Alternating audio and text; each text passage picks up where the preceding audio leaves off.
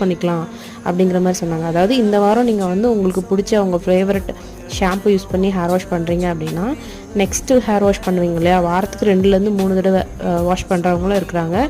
மோஸ்ட்டாக 2 டைம்ஸ் வந்து enough. So 2 times அடிக்கடி வந்துகிட்டே இருக்கும். ஸோ அதை நம்ம எப்படி கிளியர் பண்ணிக்கிறோங்கிறத பொறுத்து தான் அந்த மெயின்டெனன்ஸ் இருக்குது. ஸோ டேண்ட்ரஃப் அதிகமாக இருந்தாலுமே பயங்கரமாக ஹேர் ஃபால் ஆகும், ஹேர் லைனில் கேப் வரும், வழுக்க விழுந்த மாதிரிலாம் கூட தெரியும். சம்டைம்ஸ் வந்து பார்த்திங்கன்னா ஹேரில் வந்து எப்படி அந்த டேண்ட்ரஃப் வந்து எப்படி இருக்குன்னே நமக்கு தெரியாது. ஆனால் அங்கங்கே பேட்சாக இருக்கும், நமக்கு அதை கண்டுபிடிக்க முடியாது.